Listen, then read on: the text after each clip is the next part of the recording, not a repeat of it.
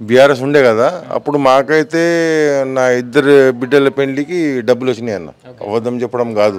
కళ్యాణ లక్ష్మిలో షాదీ ముబారక్కే పైసే వచ్చినాయి. ఒక టైం ఒక బిడ్డ పెళ్లికి 51, ఒక బిడ్డ పెళ్లికి 1,00,000 ఫస్ట్. అది కూడా గోపీనాథ్ గారు ఇచ్చారు నాకు, ఇక్కడ చౌరస్తా దగ్గరనే ఇచ్చాడు.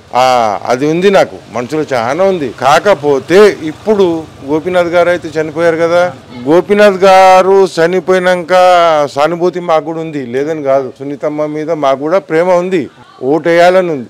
ఈ దొంగ నా కొడుకుల వల్ల, ఈ బస్తీ దొంగ నా కొడుకుల వల్ల మనసంతా ఇరిగిపోయి ఉంది మాకు. మేము ఇంతవరకు డిసైడ్ కాలేదు ఎక్కడ ఏంది అనేది. మొన్న నవీన్ గారు కూడా ఇక్కడికి వచ్చారు, వచ్చి చిన్న మీటింగ్ ఇక్కడ మన మస్జిద్ ఎదురుగా, అక్కడ కూడా మేము ఫోటోలు దిగినాం, అన్ని దిగినాం, మేము చెప్పినాం మా పరిస్థితి.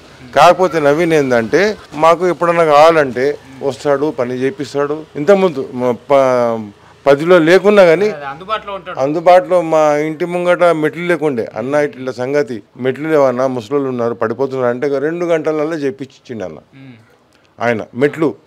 2 గంటలు. అప్పుడు ఎంఐఎంతో ఉన్నాడు, అప్పుడు కొద్దిగా చేంజ్ ఉండే అన్న, ఆ పరిస్థితి వేరే ఉండే, ఈ పరిస్థితి వేరు.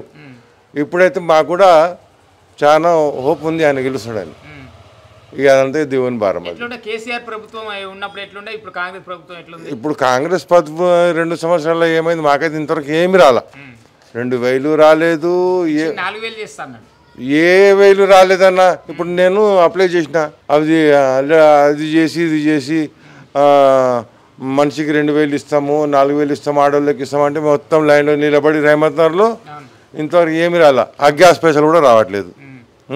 గ్యాస్ రేషన్ కార్డులు మాకు ఉచిత బస్సు అయితే అందరికి పెట్టిరన్న, ఉంది మేమేడ తిరగాలి ఉచిత బస్సులో. ఆడవాళ్ళు తిరుగుతారు, తిరిగి వాళ్ళకు దాంతో మాకేమీ లాభం లేదు.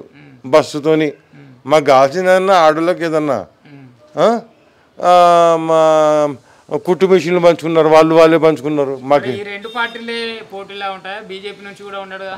బీజేపీ రాదన్న, ఎందుకు ఎన్నిసార్లు నిలబడినా బీజేపీ రాదన్న. ఇక్కడ లేదు బీజేపీకి.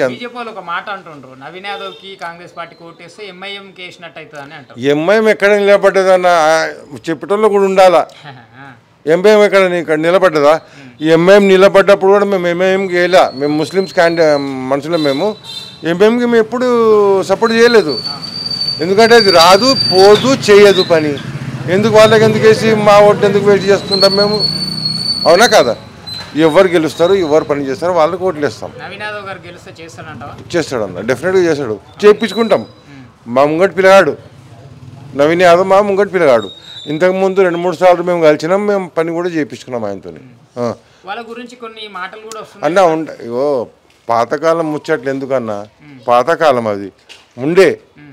వాళ్ళు చాలా మంది చాలా అంటుంటారు, ఈ పిల్లగాడు మాత్రం చాలా నీట్ మనిషి పిల్లగాడు.